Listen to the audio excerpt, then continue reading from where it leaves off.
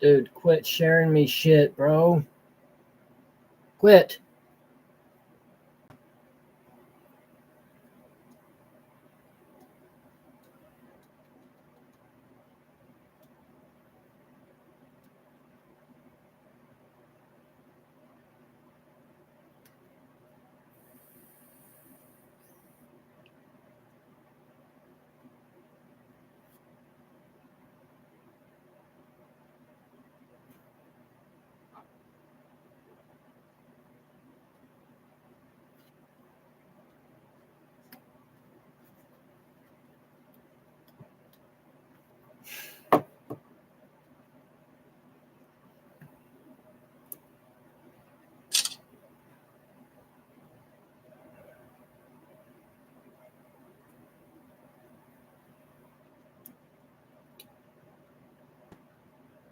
It shows.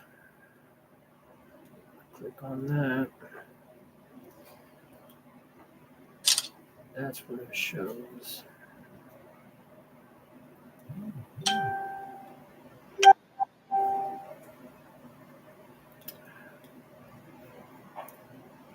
on that.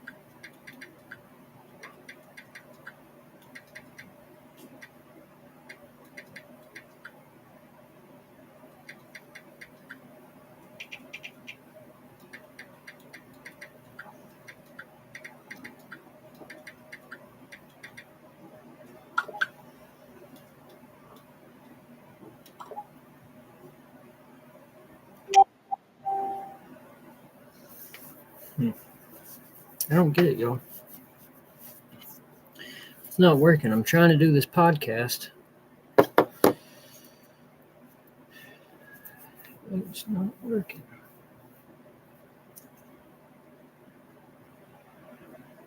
I got my microphone.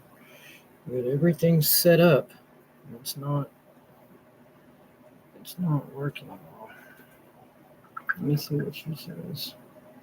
Close out Riverside on your side. Open up your personal account. Just click on the link. So, just open up Facebook. Search right.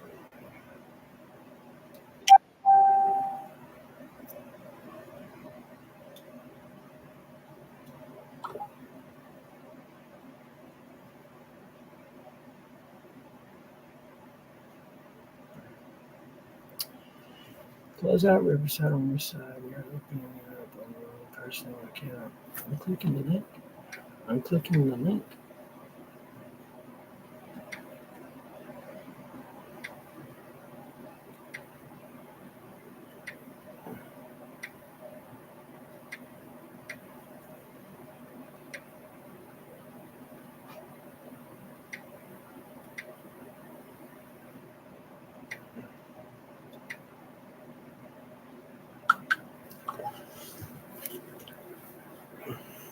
I don't know what's wrong with it, y'all. I'm trying to join this interview for my podcast, or this interview that I'm doing, a podcast that I'm doing, and it's not working. Install Riverside from your laptop temporarily.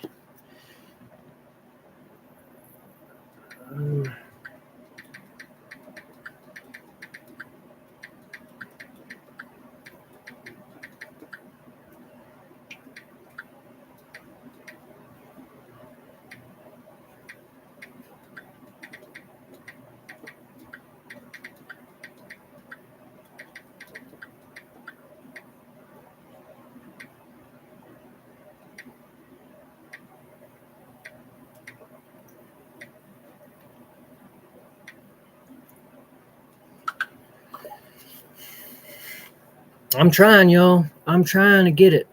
Trying to get it, y'all. Trying to get it. Talking about my near-death experience, y'all. Trying to do this podcast. One of my favorite podcasts that I've done was I can't remember the woman's name, but her channel was All Seeing Attic, and that was my favorite podcast that I done. I think I've done, including that one, was 4, and yeah, I loved that one. And for some reason, unknown to me, she had to rather delete her channel or something. So I lost that video, and that was my favorite video that I done, where I talked about my story. That was my favorite one.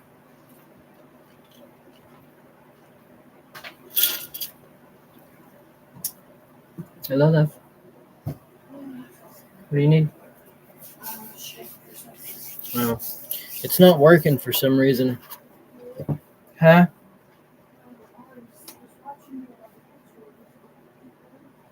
Yeah.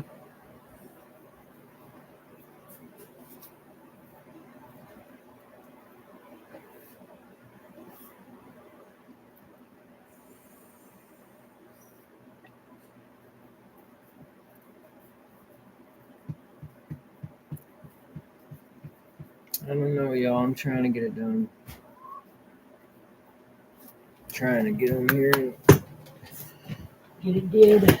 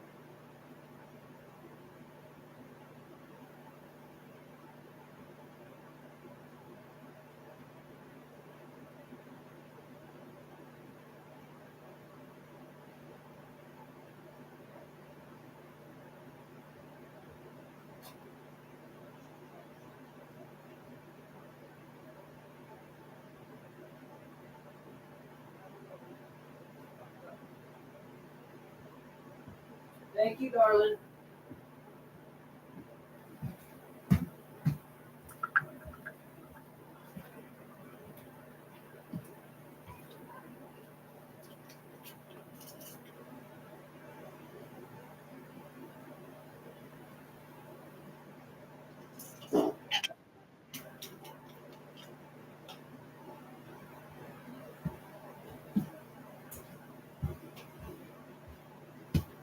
Okay. Let's see, y'all.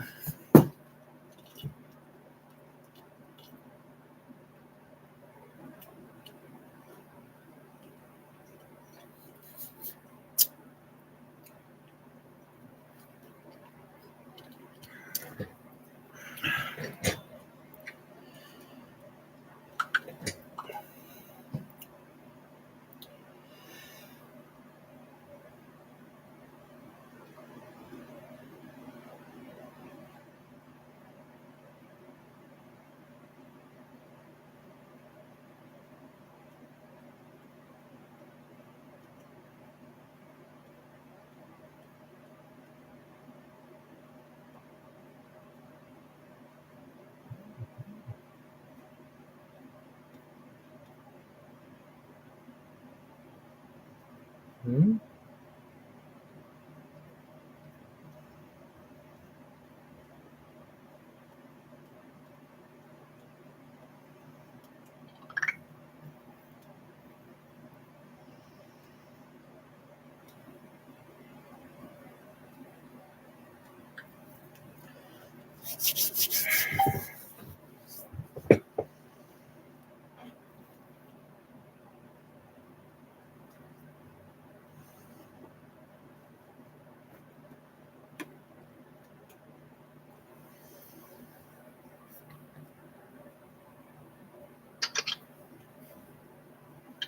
Okay. There you are. Figured it out.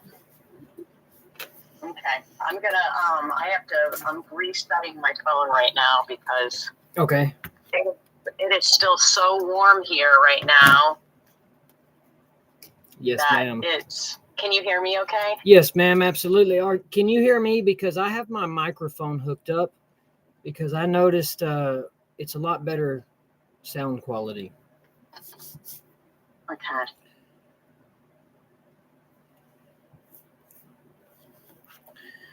Okay.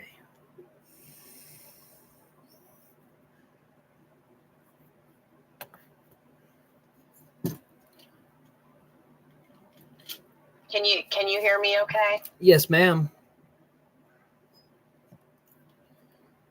Absolutely. Are you able to hear me? Yeah, I guess I'm malfunctioning this with this towel here. Let me just adjust to this a little. I'm trying to keep my phone cooled off. Yes, ma'am.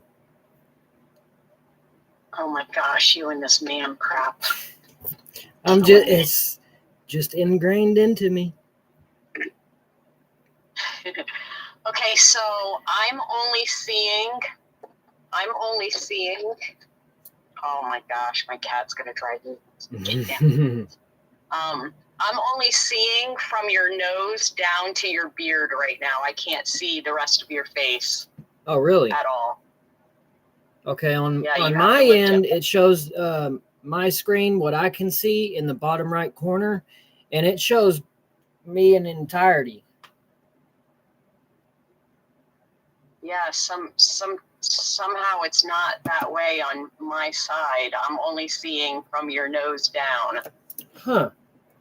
I don't know. Okay, let me see if I can just raise it up and see that, if that works. Yeah.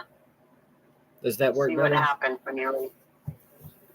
No, maybe it's because maybe it's my thing. Here, let me just try to pull my phone off. There you are. Now I see you all the way. Okay, cool. There you go. Now I'm seeing you. I think it's a cloth. Yes, ma'am. That I'm using right now to keep my phone cooled off. I got you. Was maybe possibly making that happen. Okay. So, let's see.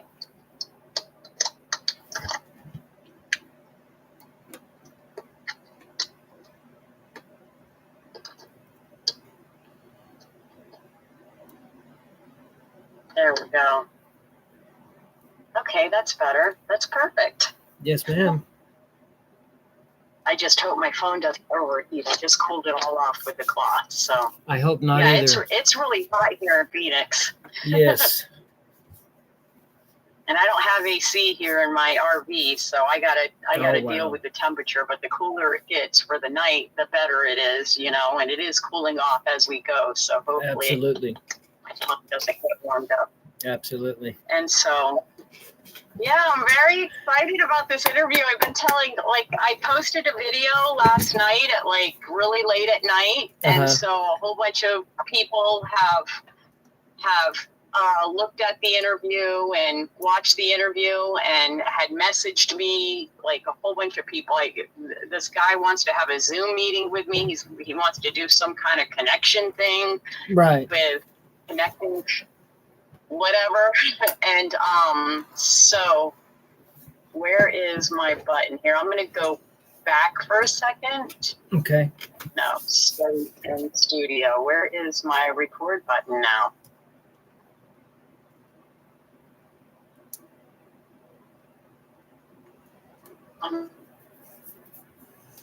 I lost you.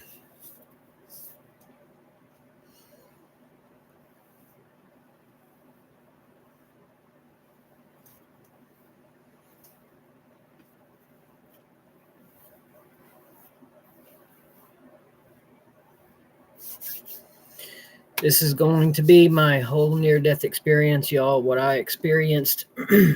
So just so y'all know. Okay, everything's better now. Now I can see you crystal clear. I messed it all up with that washcloth. Oh, it happens. I took a washcloth and I froze it and so that I could place it on my. Not like this. Okay, well, we're not going to worry about that. Nobody's ever said anything about my lighting, so. Right. But so I was telling everybody that I'm doing another interview tonight, and I'm very excited about it. Me too. Because your story, your experience, everything that you went through is extremely powerful. Yes, ma'am. And that was what, a couple years ago, and you have blossomed and grown so much. I'm trying.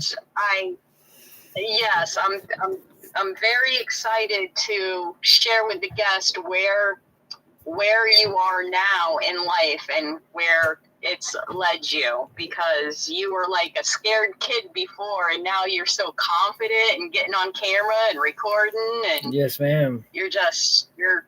You're all over the place now, and I love it. I love seeing that you are pressing forward and you're not letting anything stop you.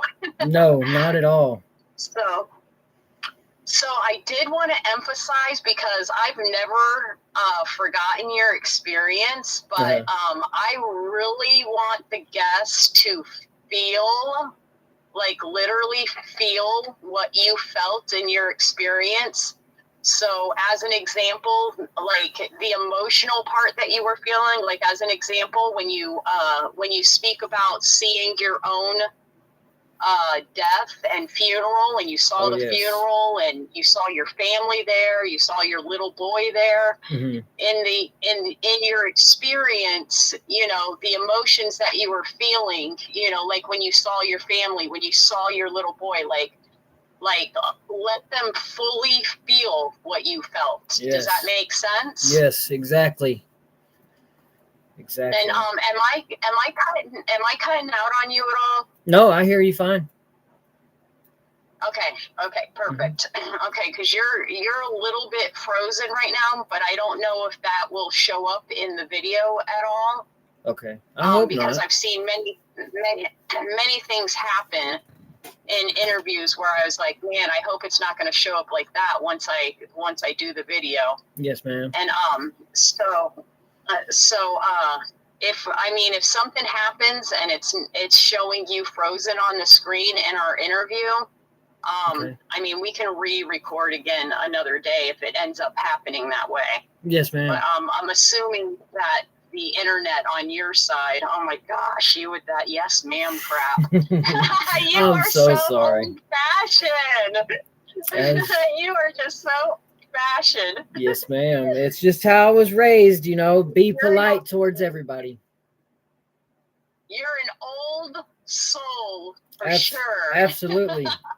Absolutely. Yeah, because I don't even know if the kids these days even use language like that. You know, I don't teach my kids language like that. I do teach them to be respectful, but I don't teach them language like that. Yes. So, you're definitely an old soul. So, once I hit the record button, I'm going to give just a short introduction, and then I'm going to go ahead and let you just roll with your experience. Does that sound good? Sounds good to me. And I may pop in there here and there with a question, but I really, because my podcast is more of a talking podcast, so I may jump in there here and there. Okay. But your experience is just so powerful, and it's just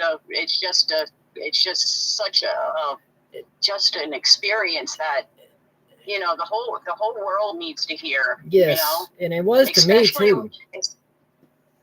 Yeah, and especially where I'm at right now, I'm in Phoenix, Arizona, and I'm seeing people die like every other day, right on the streets of where I'm at, because they're strung out on meth and fentanyl. Yes.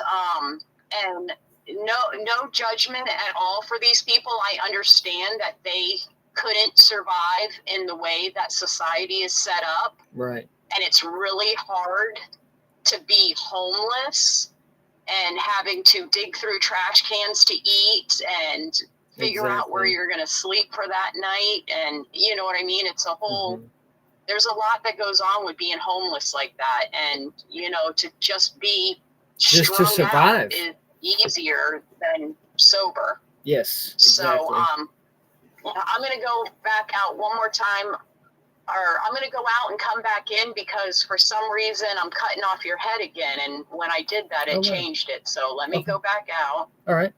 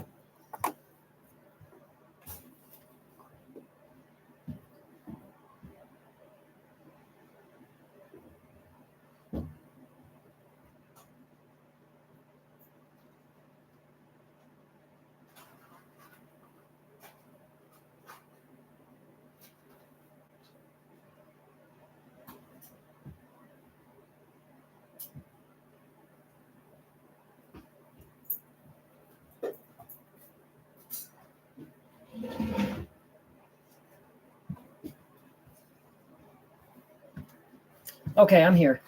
Sorry about that.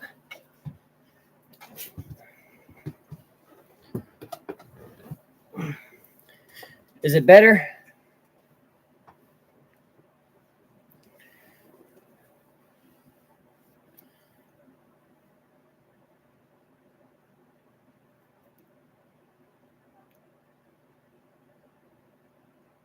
Okay. Can you hear me?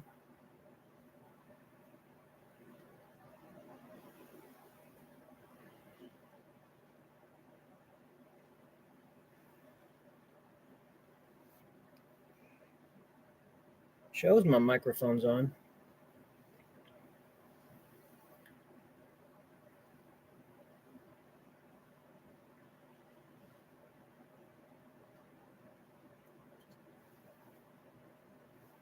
I lost you.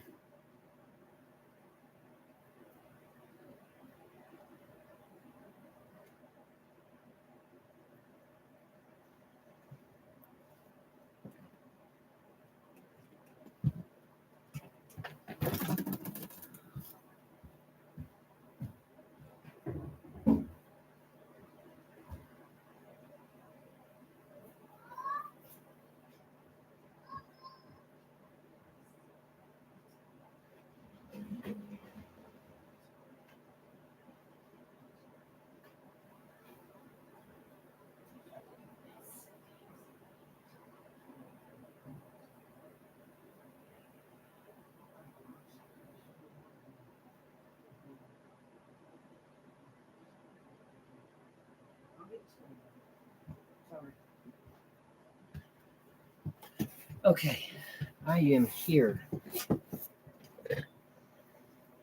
I don't know if my microphone keeps dying or what. I may have to plug it into a charger. That's not a charger.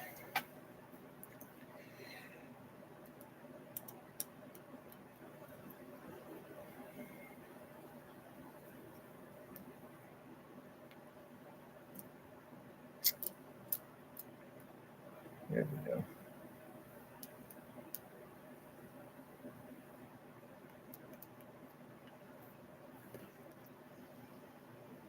I'm not going to be able to use my microphone.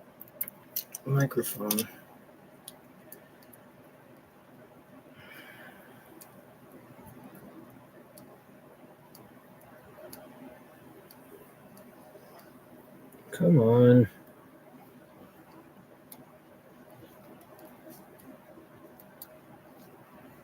Okay. I'm here.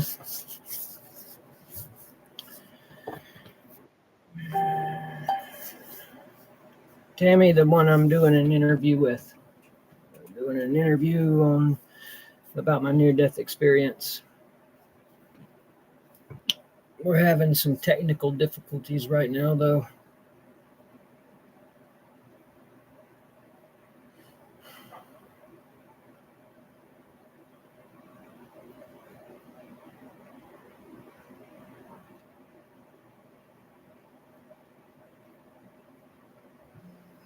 Invite.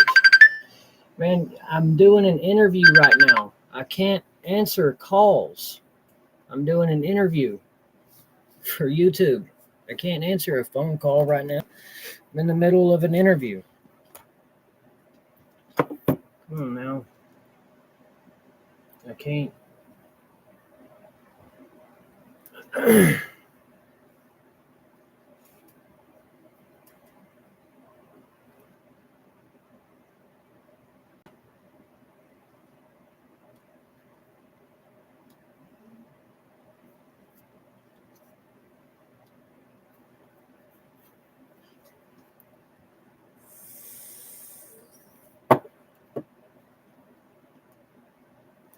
Can you hear me now? Yes, I can hear you now. I can see you. Okay, perfect. I closed it out again and came back in. I guess you weren't able to hear me. No, ma'am. Okay, so I'm going to go ahead and hit the record and we'll go ahead and start, okay? Sounds good.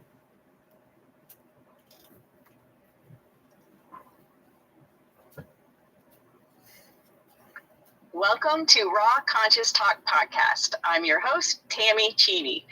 Today's guest, I have Chad Foster. I'm so excited about this interview. I've heard his experience before.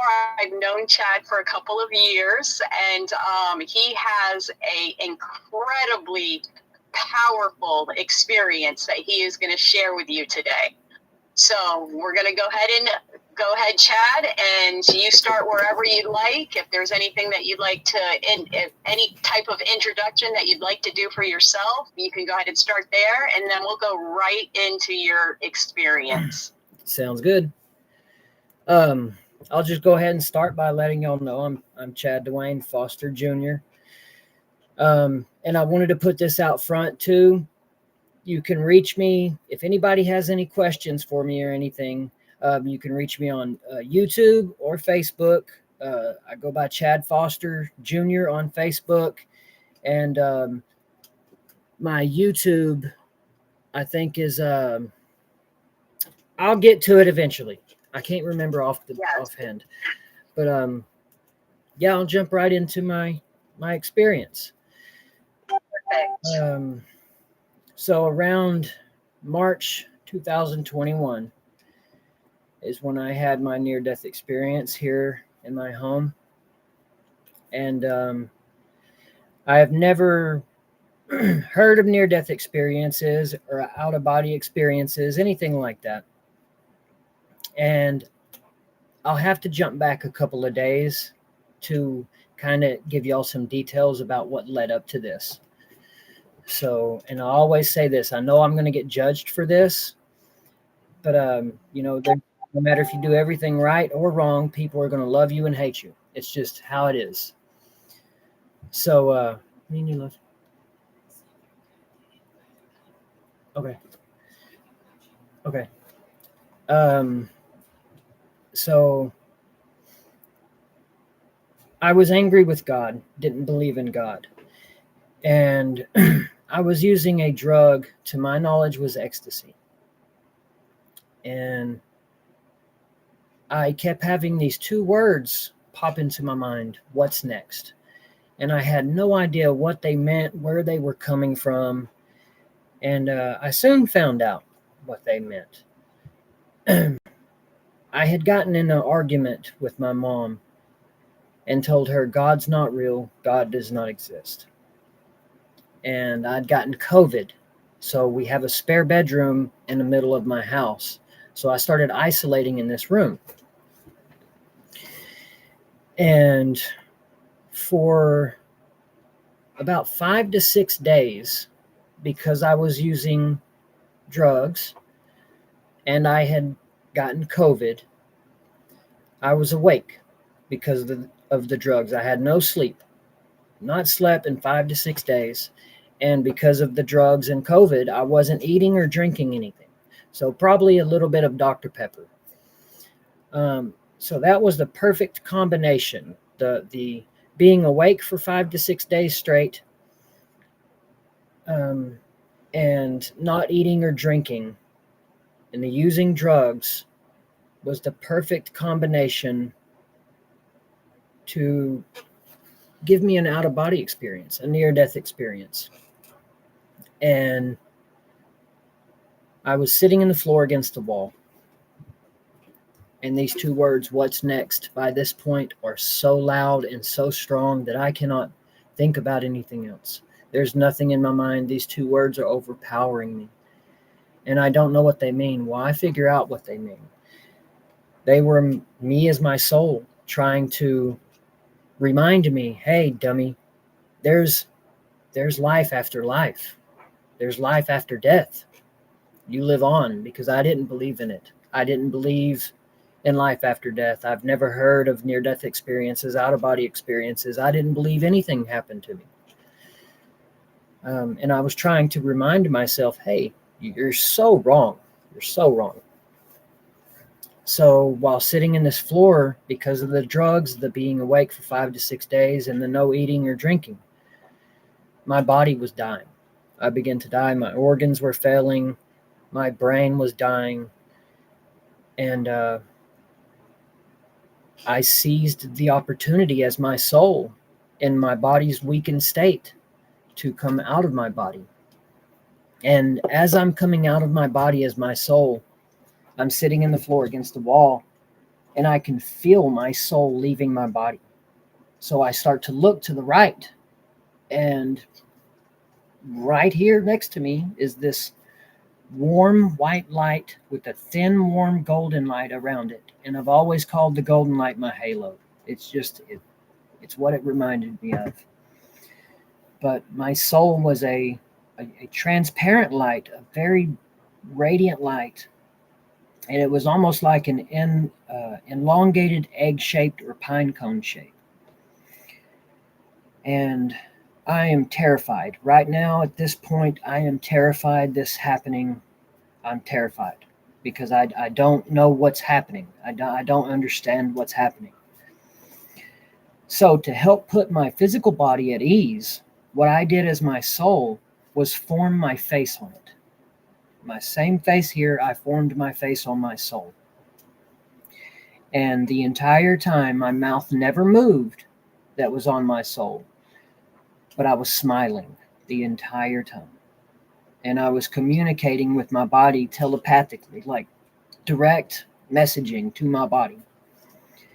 And my body, because of my consciousness is now outside of my body went into an autopilot mode, is how I describe it. It's alive, it's functioning, it's doing what it's supposed to do, but the pilot is no longer there. It's on autopilot, it's just following programming now. And what it was is I had been here reincarnating so many times that I was tired of it. I was tired of doing this over and over and over again. And as my soul, I finally seized the opportunity in my body's weakened state to get help. Is what I told my body is I was going to leave to get help, because I was so lost. I was lost. I kept doing bad things. I was a bad person, was doing wrong. And that is not a way that you evolve. You don't evolve that way. So I had a near-death experience here. But what happened, where I wanted to go as my soul, from what I understand, I couldn't have a near-death experience or an out-of-body experience because of the tether. And if you know about the tether, you know. So your soul and your body are one, right? But when you have a near-death experience or an out-of-body experience and you come out of your body, you can only go so far before the rubber band gets so tight that you're pulled back. Well, I had to have an experience to where that tether was broken. I had to completely get rid of the tether. So, as my soul, I went into a mirrored reality. It was exactly the same as this reality. Everything was identical. It was just a copied version of this earth, this reality, this dimension. It was an exact copy. Only thing was, it was a little different in the sense that there was a me sitting in that floor. And as my soul, I was going to go into that body. And I went into that body. But what I was fixing to experience in that body was different than what I was experiencing here. Here, I was going to continue to live after this experience. In that reality, I wasn't. I went into that body to die. I went in that body to have a death experience. And I was shown that there was an aneurysm in the right side of my brain that was going to kill me. And so I could break the tether. There was going to be no physical attachment to a body anymore. There was going to be no tether. So as my soul, I would be able to go as far as I wanted and access wherever I needed to go. And when I tell y'all, I am terrified. I am petrified because I don't believe in life after death. I don't believe in this. I am terrified to die. Terrified. And I'm in this body and I can see this aneurysm in the right side of my brain. And I'm shown that it's going to burst. And I'm crying hysterically at this point. I do not want to die. I do not want to die. And all of a sudden, this calming, this peace just showered over me like a waterfall. And I was no longer afraid to die. It's funny. I actually said, thank you. Thank you for letting me experience this death. I'm so grateful that I was about to be able to experience death. I never thought that I would be grateful to die, thankful to die, but I was. I was beyond ready at that point. And I was made aware that I had to say 2 words. I'm ready. And as soon as I said I'm ready, while I'm in this body, the aneurysm burst. I could feel it spread in my brain. I could hear. It sounded like air bubbles in water is what it sounded like.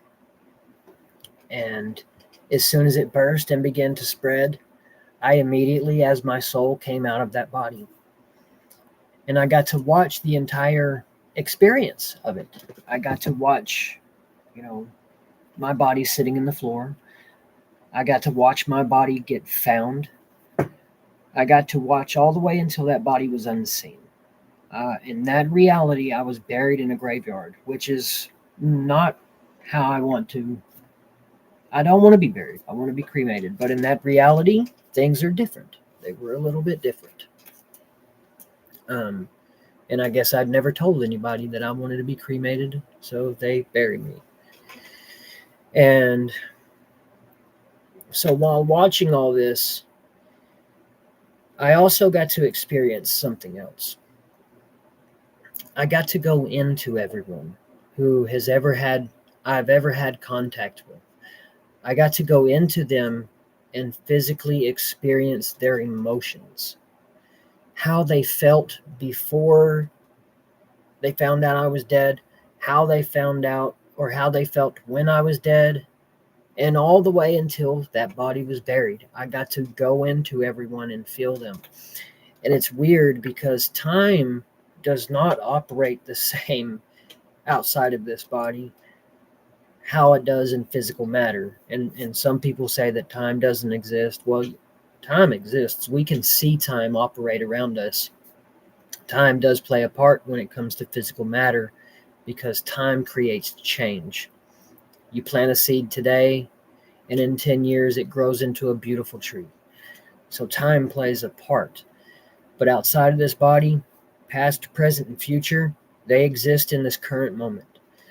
So you can live 1,000,000 years like that. And so while doing this, going into everyone and experiencing their emotions, when I got into my son, I think he was 3 years old at the time, maybe 4. The sadness that he felt was a pure definition of sadness, and it broke me. And I said, I don't want to do this anymore. I don't want to feel how sad these people are. I don't want to feel it anymore. And this was at your actual funeral, yes, correct? This was at my when funeral. They were buried. Right, when they were burying you into the ground. Yes, your ma'am. Family was there, everybody was there. Right. Yes, ma'am. This was my funeral, something I had never thought, I knew it was going to happen one day, but I didn't think that I would get to witness my own funeral. I mean, how is that even possible? You're witnessing your funeral. I didn't think anything happened to you after you die, but here I am, more alive than I was when I was in a physical body. It was more real than real. How we describe these things that we're doing is real. It was more real outside of the body than it is being alive in physical matter. It's okay, mind-blowing. Stop just for a second. AJ, take the cat, please, and put him in the closet thing here. He knows that I'm doing an interview or something, and he's going crazy. Mm-hmm. Like he's literally ripping at my backdrop and there. I'm so sorry. Oh, you're good. You're good. Okay, go ahead. Okay. So yes, that was my funeral. And I didn't know it at the time, but at this time I was with somebody, another person, but I didn't see them until they was there the whole time. But at that time I didn't notice them. It wasn't until later that I realized that they was there. This entity, this person, this being was there with me the entire time I was going through this, but I just didn't realize it. And so it's pretty cool because I'm my soul in this body that just died. But I'm also my body sitting in this floor in this house. And also my soul is still hovering in the air next to my body. So I'm in multiple different places at the exact same moment. But what was really crazy to me is while experiencing all this, and while I am my soul and my body, I can still see through the eyes of my body, and I can see through the eyes of the face that my soul was reflecting. I could see through 2 different points of view at the same time, the same moment. And I could see all this that I was experiencing in another reality where I was dead. I could see all these different points of view at the same time. That was kind of hard to wrap my mind around, considering I've never heard of this before. And how is it possible? I didn't understand it. But then once I died and I got to experience feeling people's emotions, and I got to detach from a physical body, and now I'm more conscious of my soul floating to the right of me, I told my body, I'll be right back. It's going to be okay. I'll be right back. And now as my soul, I looked up at the ceiling and I flew straight through it. And I went up into space. And when I went up into space, I seen a round light that was the same color as my soul, the warm white light with a thin, warm golden light around it. So I flew up next to it. And it just felt like I needed to go here. It felt familiar to me. So I merged with it. And when I merged with this light, everything went white. I mean, a pure, bright white. And while in this light, I felt love. But it's not a love how we can describe here. This love was so warm and powerful that as a species, we don't even have words to describe how perfect and powerful it is. It's that good. I didn't want to leave. And so while in this light, here's these two words, what's next, hit me in this light. And I opened my eyes in this light.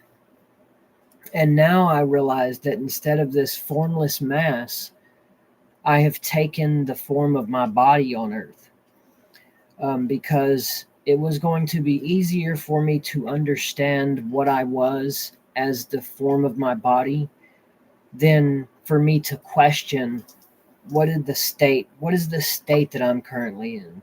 What is this? It was going to help me stay focused. Instead of questioning things that I didn't need to question at that time, I could stay focused on what I was here for, what my purpose was while outside of my body. And so now I'm my body and I'm standing in this light where there's no edges, no corners, no nothing. It's just a perfect white light. And he walked up from the right side of me behind me. And I describe him as a he, but he is not a he. That's just how he appeared to me. God appears to you according to your belief system. So when I seen him, long white hair, a long white beard, a cream colored robe tied with rope, and sandals. But when I seen him, I immediately knew that's God. Even though I don't believe in you. I don't believe in you. But I know without a shadow of a doubt that's God. There's no questioning. And that's how God appears to you. God will appear to you according to your belief system. So you will not be confused with who you are encountering. You know without a shadow of a doubt, this is my God. This is my creator. So he's smiling the entire time. He never spoke a word to me, but he's communicating with me telepathically. And he reintroduced himself to me as God the creator of all creation. And he hugged me. And when he hugged me, I didn't want him to let go. And I still, to this day, every great now and again, I'll question, why me? Why was you so loving and accepting of me when I didn't believe in you? I cursed you. I didn't believe you. I was so angry with you. But you're so loving towards me. I don't understand why. Why do you accept me?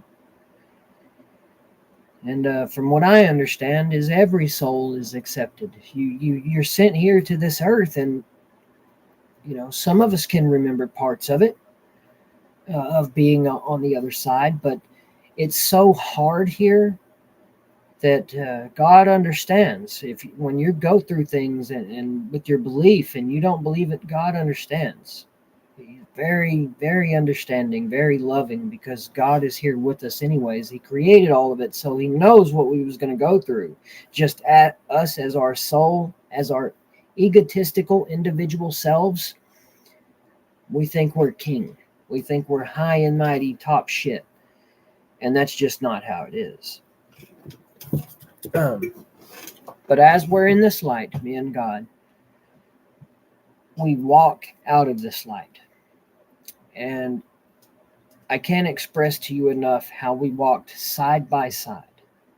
That was a big thing that I was shown in my experience, is the side by sideness. There's no I'm leading him, he's leading me. No, we walked side by side the entire time, and that signified to me and showed me that he's not going to let me fall and make mistakes alone. He's going to be there with me. He's not going to stop me from making the mistakes. But if I do something wrong, he's going to be there with me. And that's to explain to me, why didn't you help me, God? Well, no, I was there with you. You had to make the mistake yourself so you can learn from it. That's all it is to learn the experience. How would you ever know how to stand back up if you've never been knocked down? You didn't know you could keep going until you got knocked down. And now you've experienced it and you know how to get back up. You know how to keep going.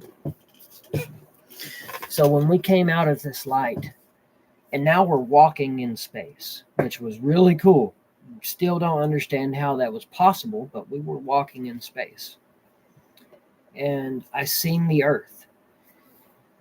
And I also seen pillars that were floating in space.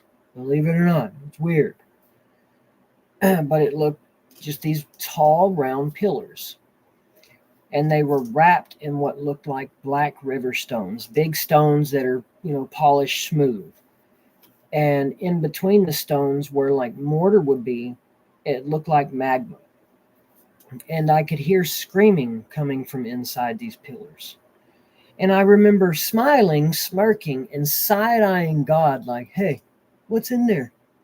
What's in there? I'm curious. I was curious. And God knew I was curious. And he told me, it's okay, you can look, telepathically. So it's pretty cool what you're able to do outside of the body. You're able to, I can't tell if I shrunk down or I increased my vision. I'm not really sure. But whether I shrunk down or increased my vision like a microscope, and I shrunk and went in between these stones through the mortar. And when I went into it, inside this round pillar opened up into a world. And I remember it being like smoky red. And now there's two cliffs on each side. There's two cliffs on each side of this like valley. And there's a man on one side and a woman on the other. And I'm pretty sure the man was pacing back and forth with his head down.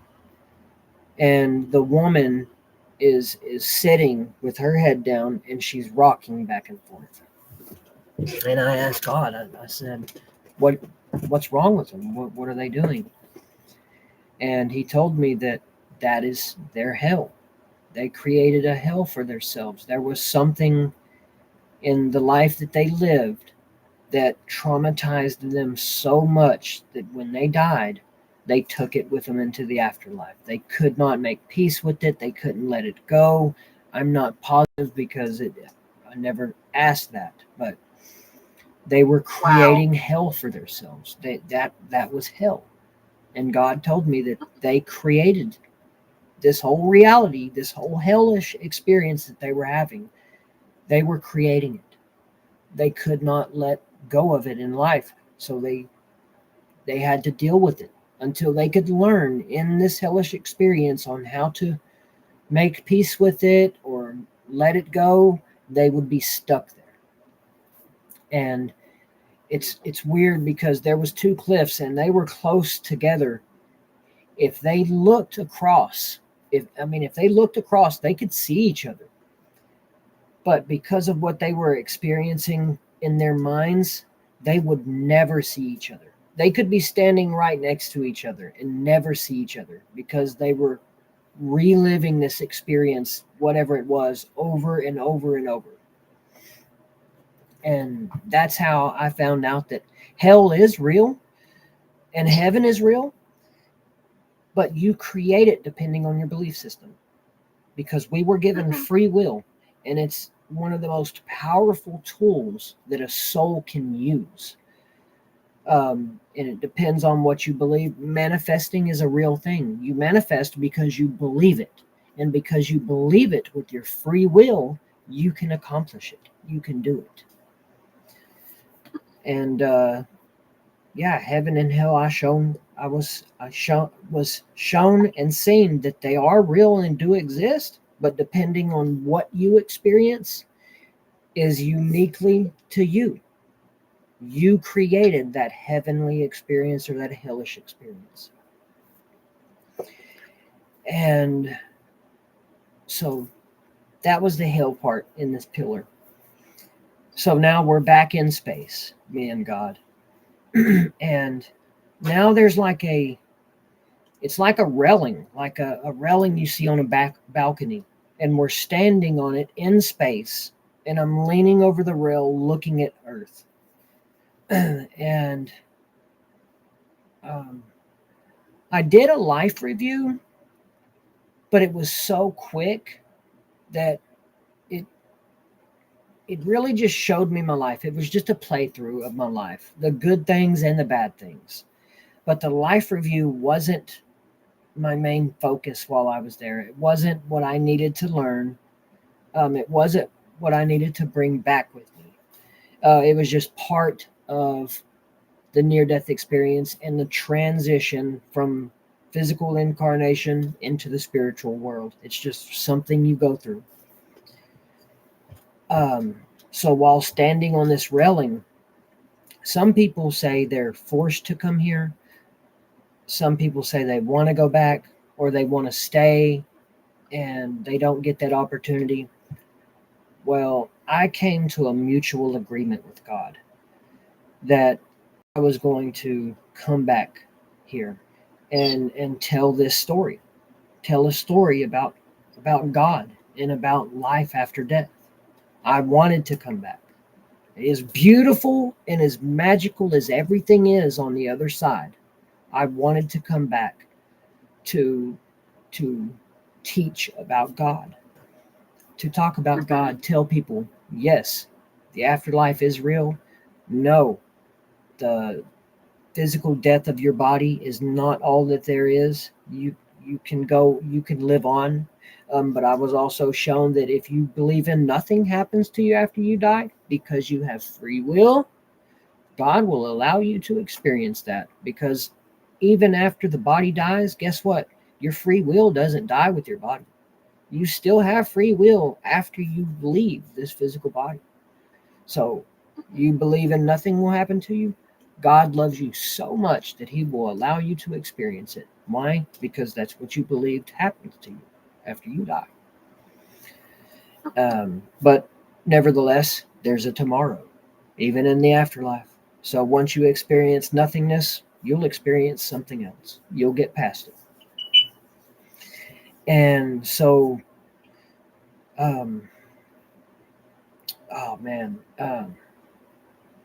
this experience, it only happened in a matter of anywhere from 15 to 30 minutes is how long this experience happened.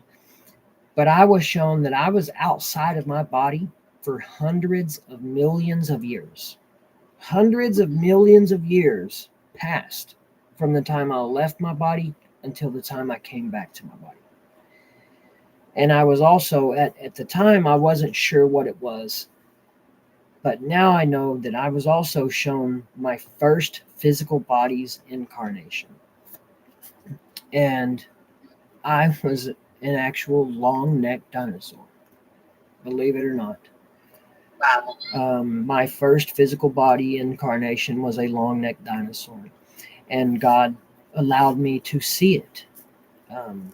It was a still picture, but it was alive. So I got to see a picture of this beautiful landscape with the sunset, and there was a long-necked dinosaur standing there. And I am standing to the right side of it with my hand on the right rear hip. And that's how I knew. I didn't know at the time, but now I know that that was my first body's physical incarnation. And that was so amazing. And that also showed me that I have been incarnating into physical matter for hundreds of millions of years. No wonder me as my soul seized this opportunity to leave the body to get this help so I could evolve finally and not have to come back and do this over and over and over again. No wonder I was tired of doing this, because it's hard being here. It is hard. And that's pretty much my near-death experience. Let me make sure. So now, you had an experience with these alien beings. Yes. That was right after my near-death experience. Right when I came back into my body, and I'm like, okay, am I here? That was then. I'm still in this altered state of consciousness. I'm still, even to this day, I say I have 1 foot in the land of the living and 1 foot in the land of the dead, because that's how it feels. I'm sitting in the floor against this wall, and in the doorway to my right, I see an entity. And when we describe reptilians, that's exactly what this looked like. It looked like a humanoid lizard. And it had its arms pointed out to me with its fingertips pointed at me. And it was a projected consciousness.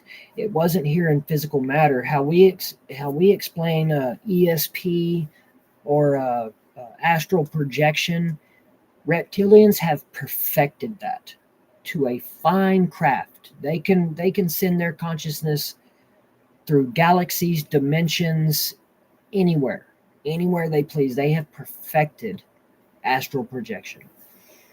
That's what this was. It was a projected consciousness. And what I didn't understand what he was doing. I was still right in touch with God at this point in time, and I'm asking God, what is he doing? And it's almost like I'm getting a script read to me, like I can see a script and it's being read to me. They're so negative that what they do is they put off a vibration, a frequency in the form of an idea. So they plant this seed in your brain. And if you act on it, you've now used your free will to create a reality in their image. It's no longer, they're using your God-given gift of your free will against you and against God. So they and then they feed off of it. The energy that you are, your pure positive power, you as your soul, your consciousness, your pure positive power. And if you create a negative reality, you're giving that reptilian power. They feed off of it. They feed off of carnage. They feed off of your soul. So that's what he was doing. He was influencing me. I was doing so bad. No wonder I was doing so bad, because this reptilian was not forcing me, because I was choosing to follow his seed. I was choosing to take care of the seed, water it, give it everything it needs, nurture to grow into this horrible reality that I was having. And that's what they do.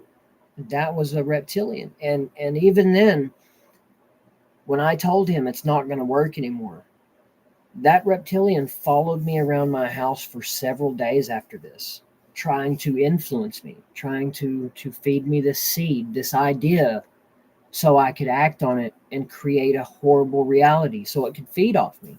And I told him it's not going to work no more. I done been showed the truth. You can't do it to me no more.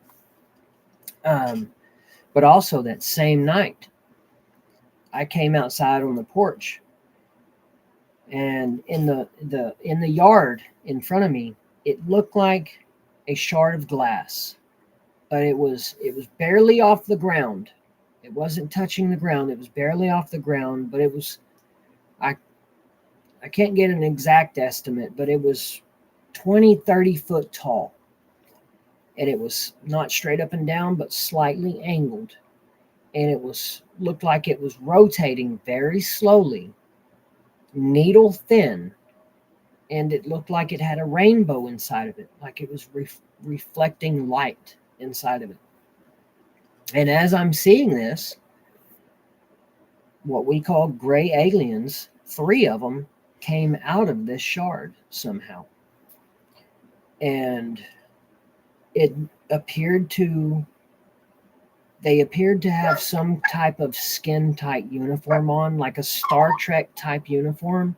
They had some kind of uniform on, no helmet or anything, no gloves that I noticed, or no shoes, but some kind of skin tight uniform. Hold on 1 second, Chad. Yes, ma'am. Hold on 1 second.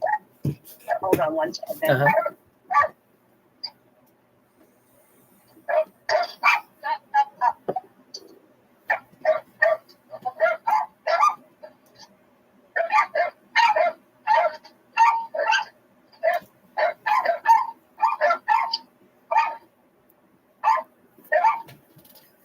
Hold on, y'all. We had dogs bark.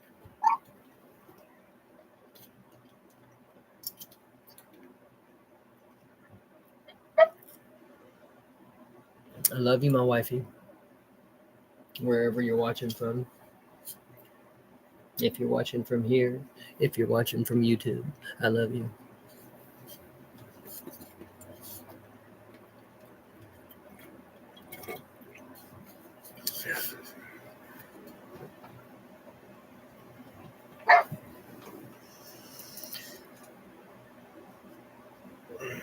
My back is hurting, y'all.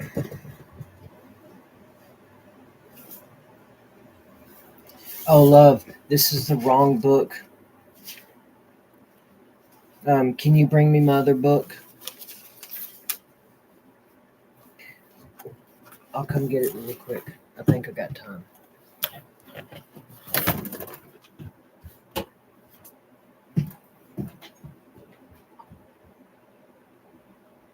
Oh my gosh, Chad, I'm so sorry. I'm at a Walmart right now. Can you hear me? Chad, can you hear me?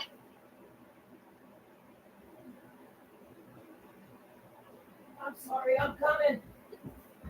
Okay. I had to. I'm sorry. I had to get my book. I wrote down everything that I experienced, Right. just to make sure that I was able to remember everything. Yeah, I'm parked at a Walmart right now, and security just came over to tell me that, I wow. can't be parked over here after 11 o'clock. And I'm like, listen, dude, I'm Yes, a ma'am. YouTube podcaster, and I'm doing an interview right now. I have no intentions of staying parked back here. Exactly. Yes, So ma'am. he was like, okay, and then he left. Yes, ma'am. But Okay. Well, at least we should be done by then.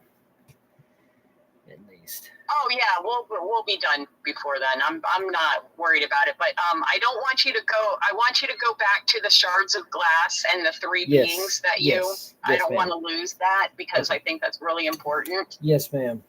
Okay. that you had that experience. Oh, I do too. It was amazing. Let me know when you're ready. And then you. Okay, go ahead. Okay. So there was these 3, what we know as little grays. That at least that's what they appeared to be. Came out of this shard, and they were talking to each other, but their mouths weren't moving. They were talking to each other telepathically. But what was so crazy to me, and I still don't understand how it's possible. It's mentioned in the Bible that when one becomes truly enlightened, no matter what language somebody speaks, you'll be able to understand it. These little grays were not speaking English at all, but I heard them speaking English. So how that Right. happened, I don't understand, but they were speaking English. I heard them, and one of them seen me, looked right at me, and as soon as he looked at me, I'm looking right in his eyes, and he knew that I could see him. And he told the other ones, hey, he can see us. And they looked at me, and one of them is, oh, he can see us. And they went back into that shard. By this point, I have noticed at least 2 or 3, possibly more, other shards one in front of the house, and another one all the way down at the street corner. And anywhere from 2 to 3 gray aliens would come out of these other shards, and they would look directly at me. They knew where I was. They would look directly at me and be like, oh, he can see us. And they would go back into that shard. So it's almost like when they would go back into this shard, wherever it was, they were telling other ones, hey, come check this dude out. He can see us.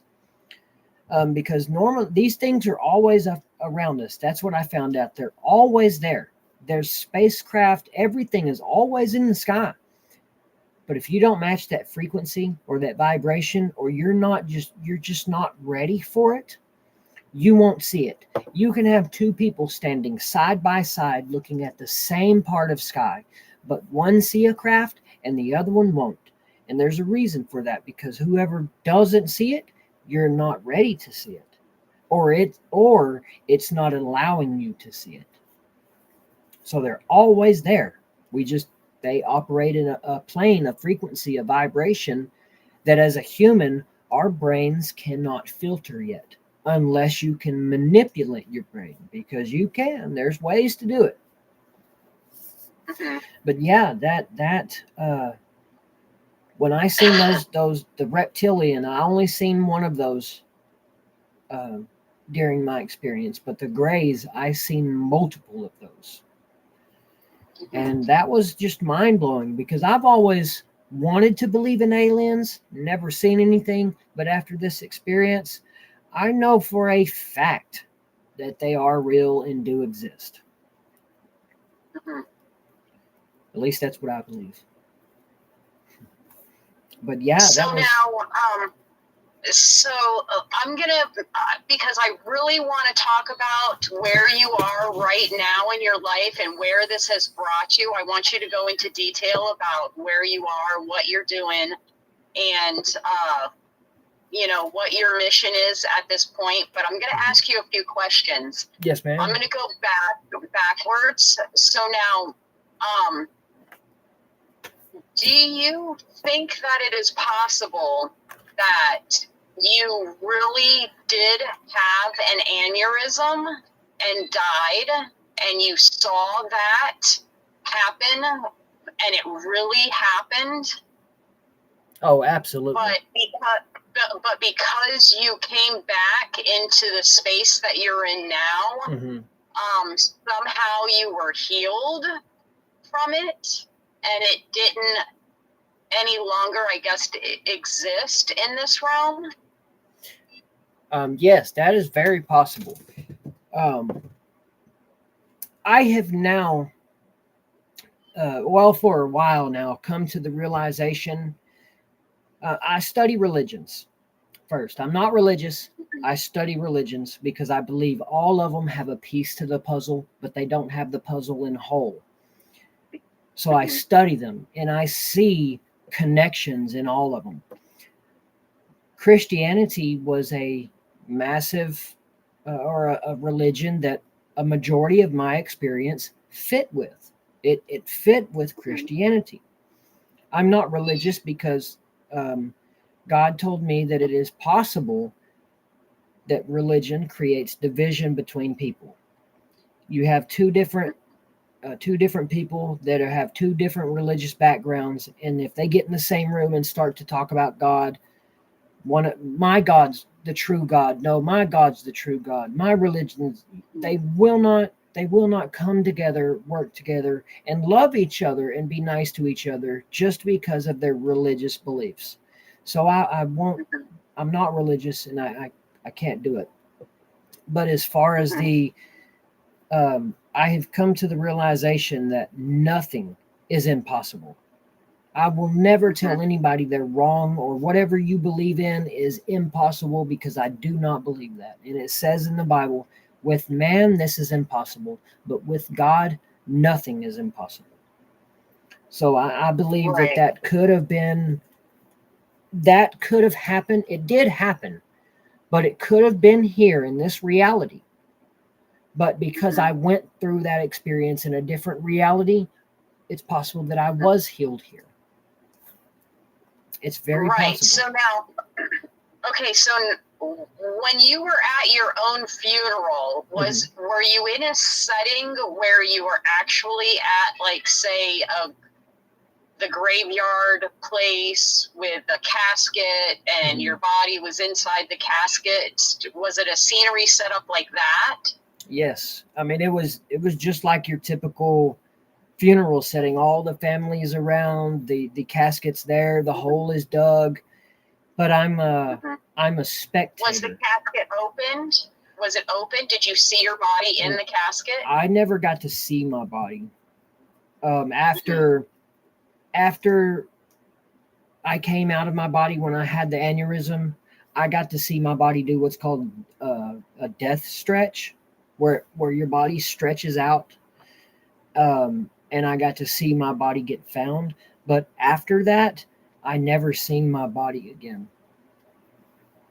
And this whole experience that you're experiencing, maybe excluding the alien experience, you were in that room where you were isolating yourself because of COVID. Exactly. I'm sitting on the floor against the wall the entire time. Mm-hmm. And you had spent the whole week, or at least 4 or 5 days, where you were constantly medicating yourself with basically street drugs. Yes, and you weren't eating, you weren't drinking, and that's what basically brought on your experience. Yes, I was. People call it fasting now. You know, where you don't eat or drink or. Well, I had no idea. I didn't know that was an actual thing, and I was shown that the trio, the combination of the not eating and drinking, but also the staying awake for the entire 5 to 6 days with no sleep, was the perfect combination to have this experience. And on top of that, I added a street drug, a narcotic, into my system. That it was just a perfect combination.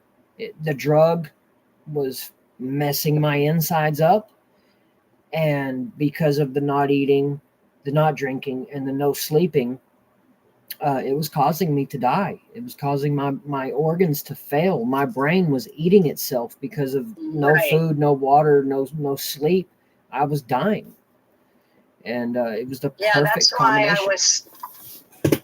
That's why I was wondering if you may have possibly actually, because you were in that room alone, nobody was in there with you, that you could have possibly actually had that brain aneurysm, but through the experience, and when you came back healed. Yes, it's very possible. Mm-hmm. And so now the experience with the shards of glass and the aliens, now, was that after you left the room and now you're outside, or is that still all happening in that room? The reptilian happened in that room. I had not moved or anything yet. I just came back to my body, and I'm like, I'm not feeling myself, but I'm sitting there like, what just happened? And that's when I looked to the right and noticed him in the doorway. And the little grays, that was the same night, but I can't tell you how quick it happened. If it happened 5 minutes after I got up from sitting in that floor, or 5 hours after I was sitting in that floor, but all I know, it was the exact same night. And so now you left the room, though, or it was all happening in that room? Yes, I physically left the room. Yes, ma'am. Okay. All right. I'm gonna hold the rest of the question. I'm gonna let you go ahead and say what you were gonna say. Okay.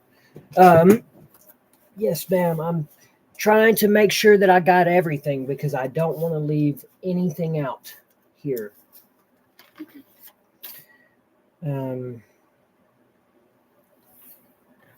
Let's see.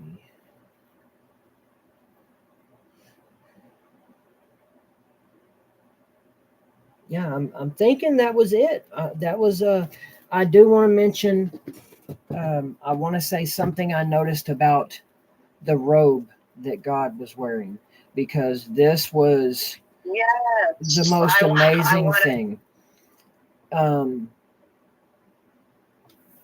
So you're able to some of this stuff I still can't, I don't know how it works, but I can explain it. You're able to zoom in with your eyes like a microscope. It's weird, but it's very cool.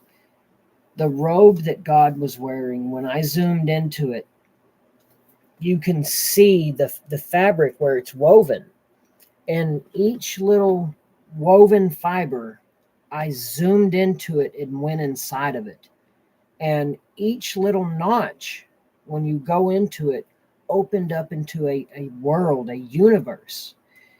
He wore all of creation, all of life was woven into the fabric of this robe that he wore. He wore literally all of life, all of creation was he was wearing it as a robe. That was amazing. Wow. That just showed me Wow. that's the reason that God knows everything and God is everything, because he has all of creation on him. And now, when you say God, Mhm. do you mean Jesus, or do you mean how? Well, What is the separation? Jesus to me, I know a lot of people say that Jesus is God or was God, and I believe that we're all God. We're all a part of God because everything is created by God. Everything comes from God. Now, when I seen him, I don't know specifically what Jesus looked like back then. He didn't introduce himself as Jesus. He introduced himself to me as God, the creator of all creation. Do I believe that they are one, and had at the time two different identities? Yes, that is a possibility to me, that God did come here to earth as Jesus to try to teach people a new way of life. I'm a firm believer in that. Mm-hmm. But at the same time, you also believe, if I got this right, that we are all God. We are all one. We Yes. are all the I am. Yes. It's just the human can have a lot of errors. And I was shown reptilians, this specific species has been on Earth since life began. What they try to do, the point of life is to evolve, is to evolve, to grow. What they do is they try to manipulate you. They try to influence you.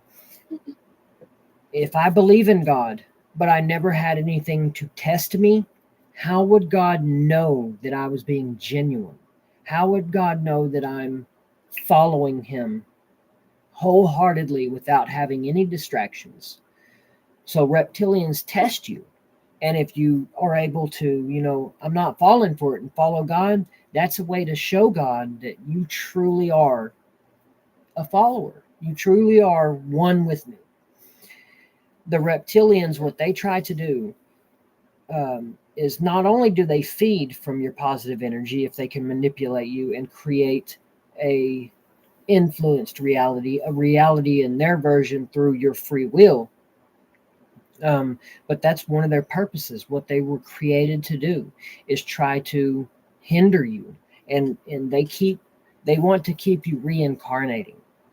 They want to keep you coming back here, because if they can keep you reincarnating and coming back here, well, they know they got it won. They know they can influence you and steal your power. They can feed from you. So that's what they do. Mm-hmm. So now, is it safe to say that you have become sober now, or shortly after your experience? Did you still partake in the the recreational or whatever I you were did. taking at that time, drugs? I did. And it's, I know a lot of people view drugs bad. I mean, drugs have a bad name. Mhm. But to me, I use this all the time when I talk to people. If you had a world full of drugs but no people, there would be no wrong. If you had a world full of guns but no people, there would be no gun violence. You have people that are functioning alcoholics, functioning drug addicts. They take a drug or drink alcohol. They go to work, their bills are paid, their kids are taken care of. They do everything like they're supposed to. They just use drugs or drink alcohol. Not everybody goes out and uses a firearm to do something wrong. Some people go out and use that firearm to put food in their freezer to feed their families. It's all a choice at the end of the day. No matter if you do use drugs or not, I continued to use drugs after my experience because they helped me stay focused. They helped me manipulate my body to stay awake and concentrate when normally I wouldn't be able to. Because I had a lot of people reaching out to me after I was starting to openly talk about my experience. So I was using drugs. I had a regular 9 to 5, 5 day a week job. I did construction. I still do construction. And I was using these drugs to keep me awake. So I would be able to go to work every day, work, build houses, and then come home and talk to people. Mm-hmm. So are you still doing drugs, No. or have you I've been able eventually to kick them. weaned yourself off? Mm-hmm. And how long have you been clean now since that experience? Oh, it's been several years. It's been a couple of years, at least 2, maybe 2.5, 3 years. Mm-hmm. Okay. And so now I've got to see you since I've met you personally. I have got to see you grow tremendously. And even the first time I saw you speak your experience, you literally looked like you were a deer in the headlights. You were so scared to talk about it, and you have just blossomed. I was. So I'd love for you to talk about, where you are now, what you're doing in your life, and what it's done for you, since coming to where you are in this point in life. Yes, ma'am. Well, I still do construction. I've done that, was doing that before my experience, and I still do it after. I mean, Jesus was a carpenter. So, hey. I like building houses. I've been doing it going on about a decade now. I enjoy it. I complain about the hot and the cold, but I enjoy it. And as far as I make content, whether on TikTok, Facebook, or YouTube, where I talk about my experience. And absolutely, when I first made my first video, I was terrified. Even though it was just a camera, I felt like you say, a deer in the headlights. Like I'm standing in front of an auditorium full of people and I'm in my underwear. I was so nervous and so afraid. But, it took a while to grow into what I became. But and most definitely, I was so afraid of being judged by people that was going to say, you were just high, you didn't experience that, or you're a liar, or you're just a druggie. After a while, it takes time, but no matter if you do everything right, 100% right, or you do everything 100% wrong, you're going to have people that love you and people that hate you. So my recommendation to you is, to the people that hate you, do not give them no energy. Do not give them no peace of mind. Let them hate you. If that's what they want to do, let them hate you. The people that love you and support you and show you kindness, that's who you need to pay attention to. That's who you need to have in your life. Don't pay attention to the haters, because you're going to have haters regardless, no matter what you do. And yeah, it's hard at times. You know, you think after having this amazing spiritual experience, near-death experience, that things would have been better. They got a lot worse. A lot worse. As far as I had way more questions than I had answers to. And life is just hard sometimes. It's hard. And, you know, financially, things have you know, struggled. Emotionally, I've struggled. Physically, I've struggled. And I don't understand why sometimes, considering this beautiful experience that I've had and still have to this day, because I used to call myself a channeler. And if there was a soul here that asked me a question, and you're the right soul and the time is right, timing and you being the right soul is very important. But you ask me a question, it gets channeled through me to the universe, the question gets released, and then if the time and you are the right soul, the answer gets released through me. I have no idea what I'm going to say, anything. It just comes through me. But if it's not the right time or you're not the right soul, not even I get to know the answer. And the same thing goes for me as well, because I also have questions that I'll ask to God sometimes. I'll release into the universe. Sometimes it takes days, weeks, months. Some questions I still haven't gotten answers to. But sometimes, as soon as I'm asking the question, before it even leaves my mind, boom, the answer's there. It's already there. It's as if it has already existed. It was just waiting for me to ask. And but yeah, I've come a long way mentally from learning how to just live. It's hard sometimes living as a human, especially when you have different struggles. It's hard. And your ego wants to get in the way because you want to be in control. You know, you want to say, I run this life. This is me. I do this. But no, you're just experiencing it. You do make choices, whether you want to go left or right. But at the end of the day, it's still just you got to experience it. Whether it's good or bad, you're going to have to experience it to learn from it and what it means to experience it. So yeah, I've come a long way since day one. And you have this extremely large collection of books. Let's talk about that for a moment. Absolutely. So I've never been a reader. I hated reading. And I was told to start collecting these books. And it's because what is in these books that I have,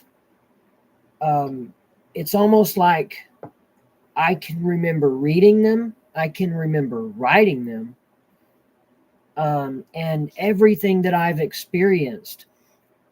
Maybe it's worded a little bit different in these books than what I say, but if anybody's like, where do you have proof? Where have you heard that? Or that's crazy, nobody's ever said that. Boom, here's a book. Here's a book that says the exact same thing to you that I'm trying to explain to people. Here's a book. You can find that information right here. And so, yes, I started collecting these books on different religions, you know, from Dolores Cannon to the Quran to Buddhism, Hinduism, because I needed physical copies of the books. For some reason, I had to have physical copies.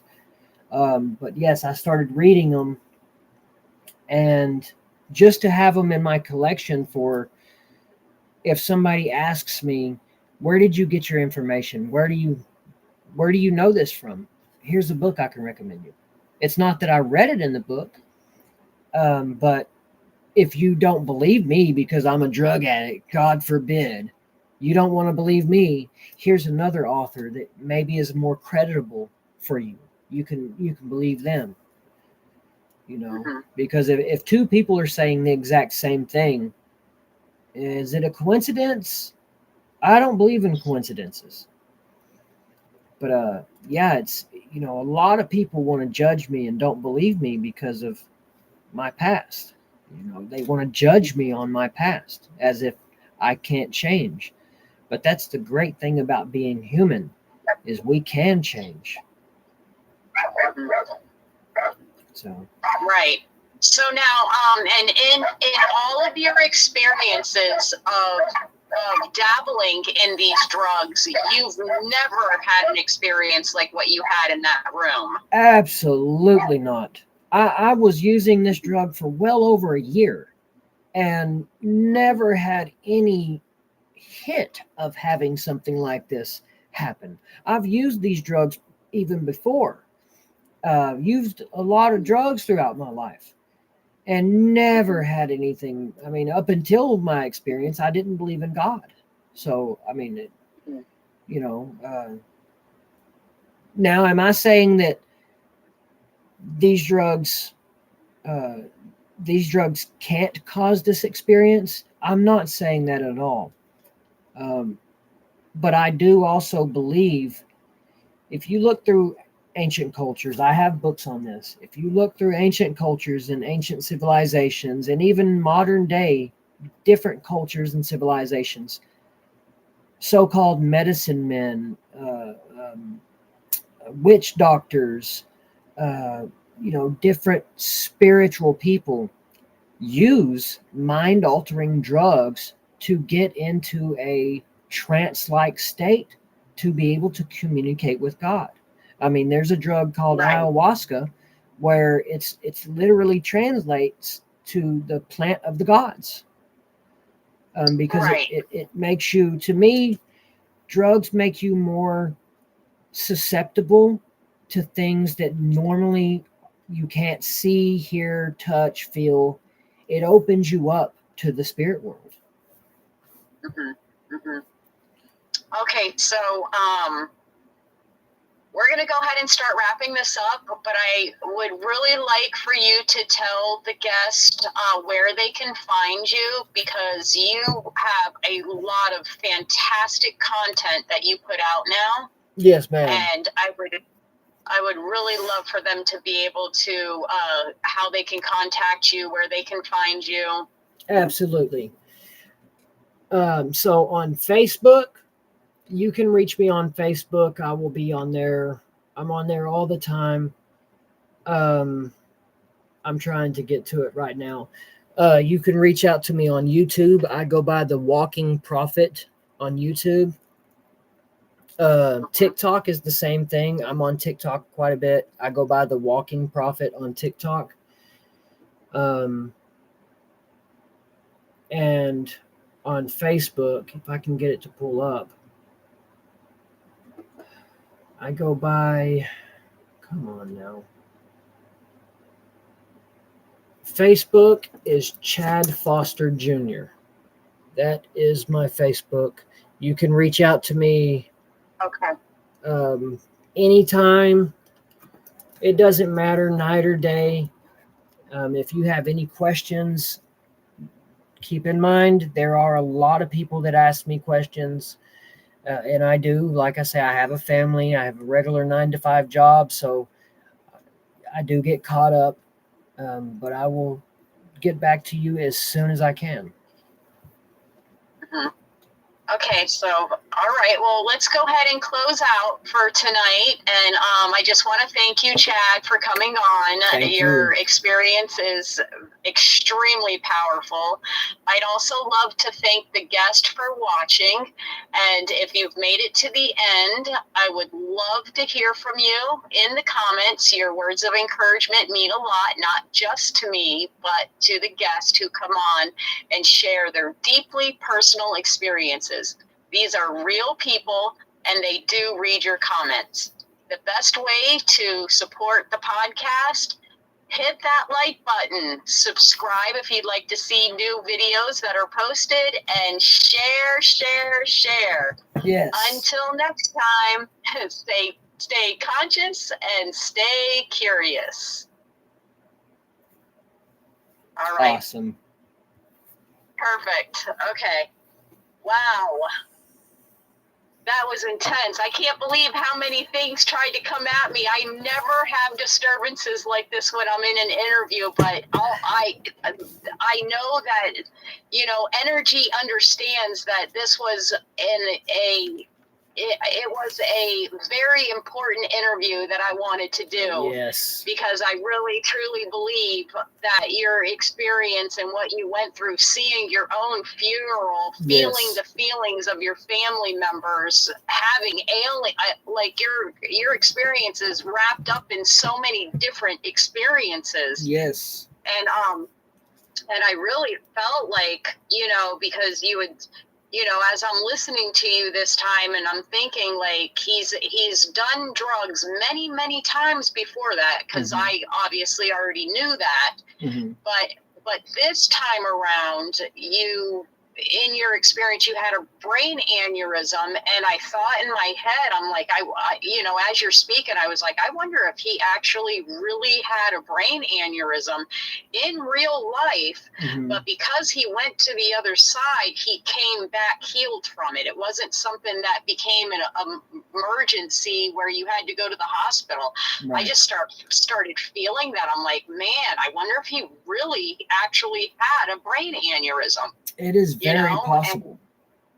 Right. And through everything that you were going through, not eating, not drinking, isolated in the room, swallowing whatever you were swallowing. I don't know what, I know ecstasy was one of them that you were doing, but I don't remember what else you were doing in that room. Yes.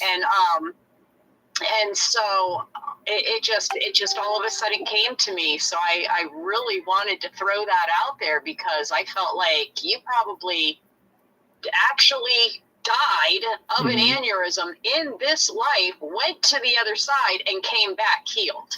It is very possible.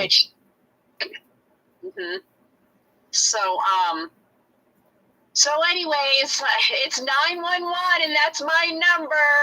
Yes, ma'am. I'm going to go ahead and I generally, all my videos are pretty much as raw as they come, but I'm going to have to cut in this video because of the cat just starts ripping out. Oh my gosh, he knows when I'm in the middle of doing something, and he just wants to be a pain in the butt. Yes, ma'am. And then I got security stopping and letting me know, you can't park back here, past 11. And I'm like, what is all of these disturbances in the middle of this video? So I'm going to have to do some obvious editing to join this all together. But everything that you said that was raw, and everything that, the actual conversations without disturbing things, everything is going to be in this video, because I don't want, that's one of my biggest things, that I don't want anything of anybody's experience cut out. Yes. If that makes sense. Yes, ma'am. And because I think completely. Every word matters. Every moment of their experience matters. Right. So, because I so much have this video. I have another interview on Thursday, so I'm gonna, and I just posted another video, so it's probably gonna be about 2 weeks before I have this interview up. But I will for sure message you. And I will for sure send it to you so you can share it and do whatever you want with it. You know what I mean? Yes, ma'am. And I'm really thankful and grateful that you came on, Chad. Oh, I really no problem. I appreciate you for reaching out. Your experience always it's just so powerful to me. It's just such a powerful experience, and I love seeing the work that you're doing, and I know that you're struggling. I see that you're struggling. I'm struggling too. I'll be honest with you. Yes, I'm like, it's a very hard struggle. I'm still waiting for a decision from disability. Right. And I've been fighting to get disability for 5 years now. So my only option of surviving, because I can't ever go back out into this world Yes, ma'am. and operate like the people around me. Right. And I was diagnosed with autism. I was diagnosed with severe ADHD, and I was diagnosed with severe PTSD. Oh, wow. And people will talk about, oh, you can just heal yourself. You can do this. You can do that. And, It's a lot easier said than done.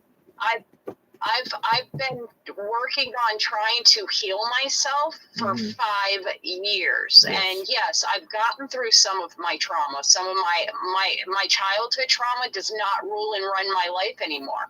Right. But what about the trauma that has been nonstop through my entire adult life? Because Exactly.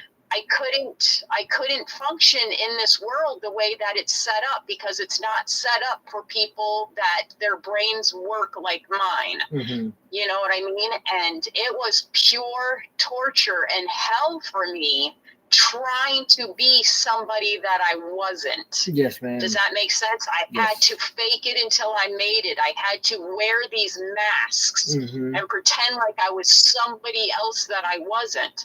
And once I realized that I can't fake it anymore until I make it. I can't wear masks and pretend I'm somebody else that I'm not. Right. And this somebody that I am cannot operate in this world. This world is set up for a specific type of people, and I'm not one of them. Yes, ma'am. If that makes sense. Yes. And so, so my only way of, this podcast, if it ends up growing to a place where money starts to come in, bonus for me, you know what I mean? Heck but yeah. That's not why I'm doing this podcast. So I still have to continually put a sign on the outside of my RV and say, hey, I'm a single mom.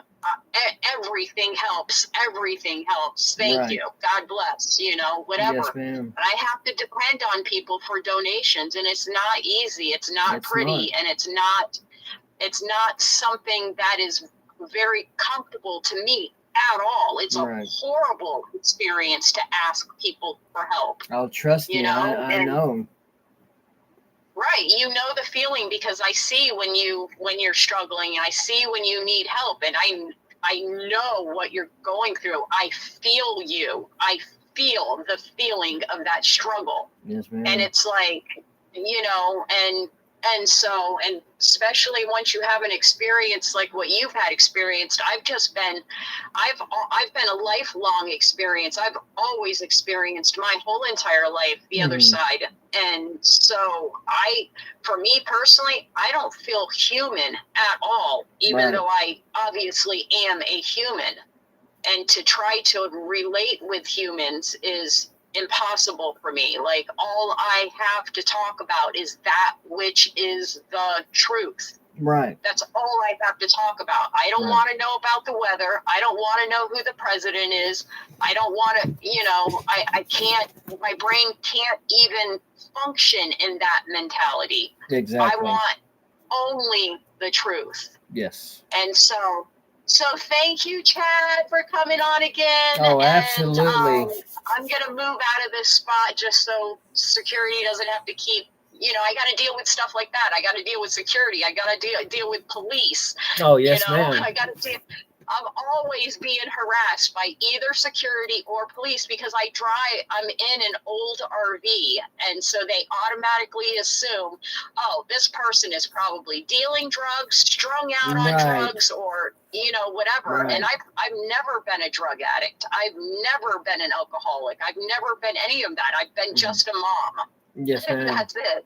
Yes, ma'am. And so tell your wife thank you for allowing me to have your time for a moment in time, and to give that little baby of yours a kiss, and thank you, and you have a wonderful rest of your night. Thank you so much. And you as well.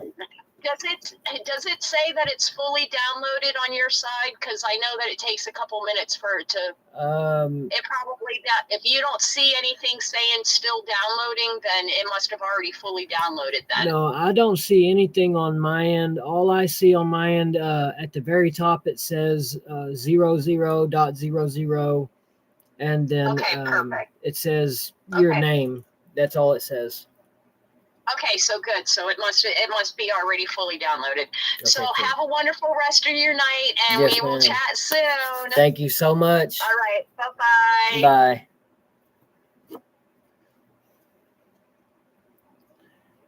How do I do this?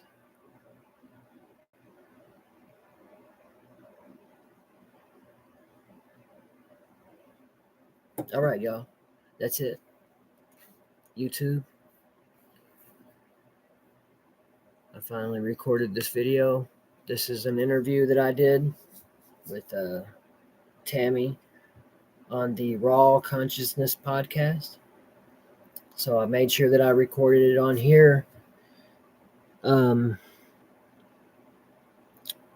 Because I needed to have this experience, because the last podcast that I did was my favorite podcast, and the creator of it, I don't know if she had to delete her channel, or I don't know, but anyways, that video I ended up losing because I didn't record it any other way. So I ended up not having that video, and that was my favorite one that I did. So from now on, this is what I'm going to do because I plan on doing more podcasts, and as I do more podcasts, I will record them. That way, if anything, God forbid, does happen to that channel or that video in specific, I'll have the video myself. And the whole unedited thing, that's what y'all get. I've been that way since the beginning. I don't edit content. I post it how it is. But I'm going to go ahead and end this one now because I got to get up in the morning and go to work. But I love y'all. God bless you. And y'all have an amazing day or an amazing night wherever y'all are. Till next time.